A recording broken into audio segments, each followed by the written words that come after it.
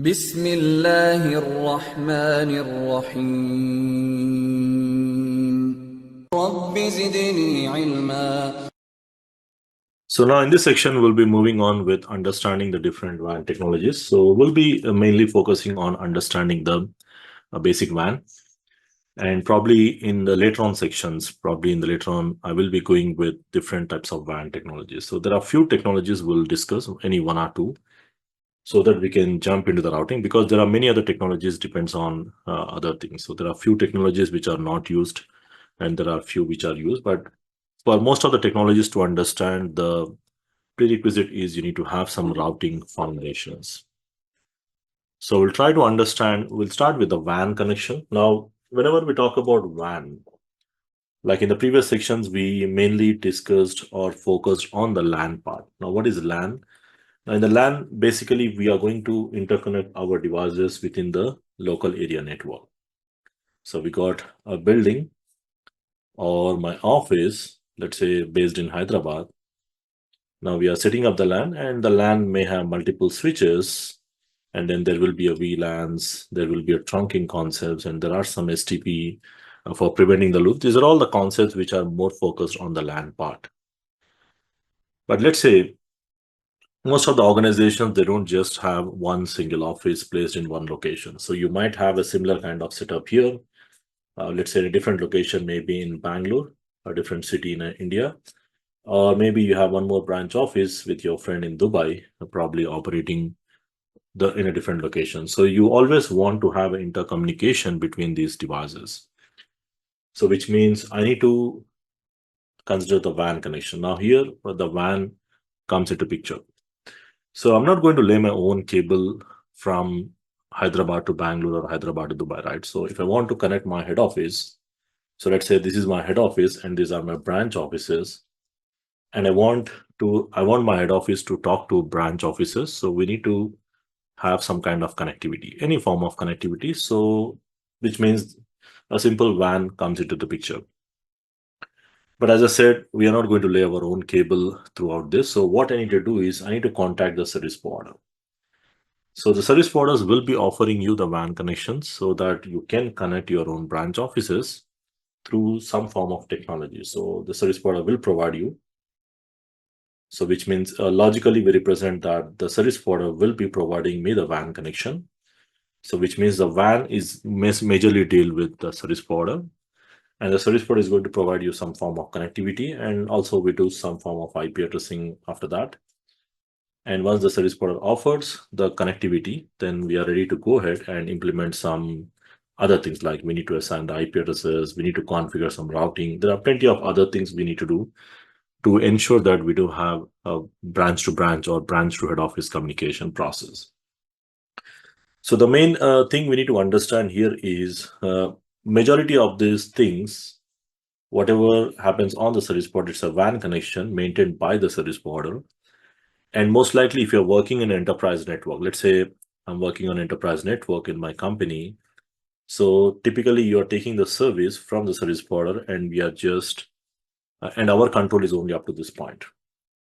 So typically we call this as a customer premises equipment, which means we have a control only up to this point, where the service provider will bring some kind of cable connecting to our device, most likely a router we have here. And we don't have any control beyond that particular point, beyond the CPE. So if there is any kind of connectivity issues or any form of issues, we need to contact the service provider and raise a ticket with the service provider, and the service provider will ensure that the connectivity is up and running most of the time. Okay, so here also we assume at this level, now there are two things here. One is you might be working on the enterprise side, where you will be dealing with mostly the LAN and WAN. Now the WAN, you just take the line from the service provider, you don't do much on the WAN side. But again, like we discussed in the Cisco certifications, you have a dedicated course like the CCNP service provider and the CCIE service provider. Basically, this is a special course designed for understanding what happens on the service provider, or what are the different technologies they use, how the connectivity is done, and how exactly what are the devices used, and all those things. Okay, so At this point here, we will be going through with some of the WAN technologies. We'll try to have some basic overview and understanding of the different WAN technologies will be used. Like I said, initially I'll cover one or two so that we can at least have some basic understanding of the WAN connections, how the service provider is going to provide. But at the end, our job is not much on the service provider side, considering at the CCNA level or considering at the enterprise level, your job is more on the customer side or the enterprise side, which mainly focused on the branch offices here. Now, that's what you can see here. When we talk about the WAN, majorly the service providers will be providing the connectivity. So you need to involve the service provider, and that service provider will be offering you the WAN services. Now, while he's doing that, there are different technologies they can use. Some are outdated, like lease lines, frame relay. They are not used nowadays. Now, in today's network, at this point of this session, probably the MPLS, Metro Ethernet, VPNs, these are all the different technologies. So the same concept, you can, if you just wanted to consider the same concept with your internet, also the same thing. Let's say you want to take, this is my office, and I want to connect to the internet as well. We need to contact the service provider, the internet service provider, who will be providing you the connectivity for the internet. Like generally, you might have been using the internet already, and we're not going to lay our own cable to do that. But at the end, there are some other things which involves. So we'll also try to see those options anyway as we move on. Okay. So the main thing we need to understand is we don't have any control on the service provider side for majority of the connections. And now the next thing, sometimes you may have an idea, okay, how it is possible, providing the connectivity for such a long distance. When I say we will be connecting my branch office, let's say I have a branch office in Hyderabad, like let's say this is my office in Hyderabad. And let's say I have my friend who is operating from Dubai. We are partner and operating from different locations. So we want to have a WAN connection so that we can exchange the information. Like the simple example, by sitting here, you can access internet, Yahoo server or Gmail servers.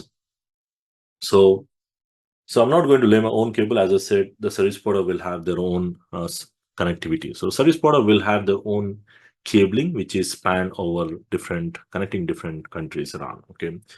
So again, every country have their own service providers. Like if you take in India, probably this is a region where you have specific points. I'll just come to that. A specific point, like there are 4 major service providers here, like the BSNL, Tata, Bharti Airtel, Reliance, and BSNL. These are the main service providers, and they have their own stations, mostly at the border where the sea ocean starts. Like in Chennai, these are the borders which connects to some of the oceans. Chennai, Mumbai, Cochin, and Tuticorin. These are the specific cities where you will have a submarine cable which is maintained by the service provider.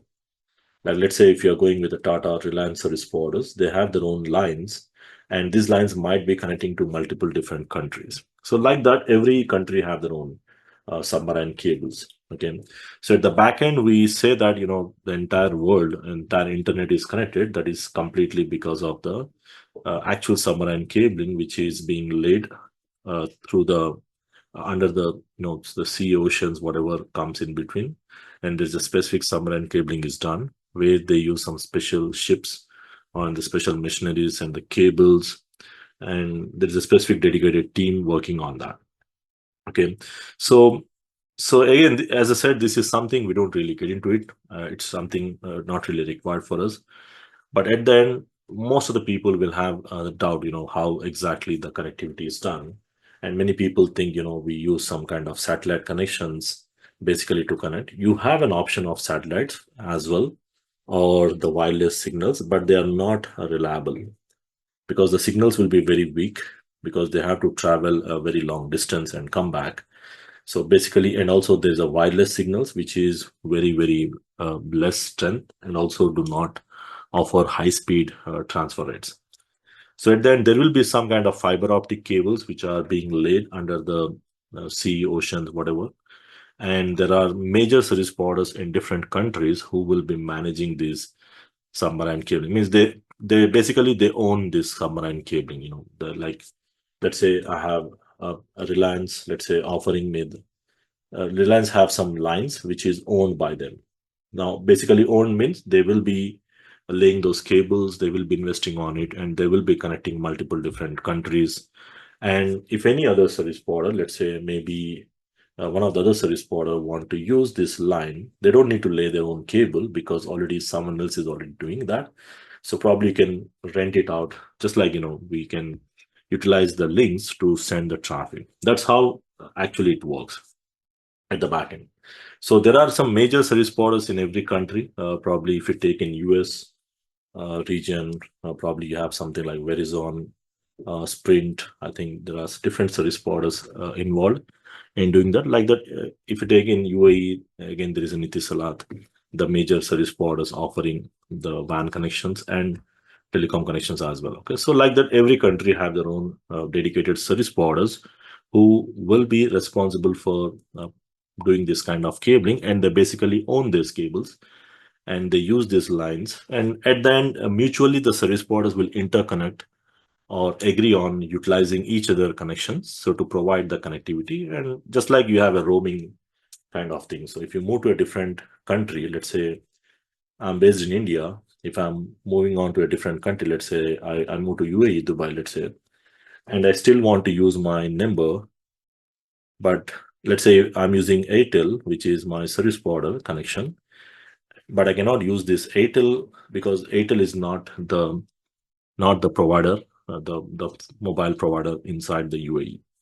So again, they will charge some kind of roaming charges so that we can use any one of the provider like Etisalat or any other telecom operator line to utilize that, and we pay for that. The same thing, there will be a mutual agreements between the service providers which will allow you to have an internet, because again, at the back end, internet is also one of the biggest WAN connection. So the internet works completely as well, and at the same time, there will be a private WAN connections. Now here we'll be majorly dealing with both. We'll try to understand not the core internet, but if you want to understand the core internet, again, you go back to the service provider where you have a dedicated protocol called BGP dedicated for that. And we will be dealing with mostly the private WAN. When we talk about private WAN, is basically my own offices interconnecting between them. So that's what we'll be seeing as we move on in the routing sections. Okay. So the main thing here, we need to understand that there are different level of service providers you have inside every region or every country, offering you the different service provider, different. They basically own these cables and they lay these cables and they charge to others or any customers want to utilize this connection. They will reserve some kind of bandwidth, and according to that, they will again pay to the customer or to another service providers.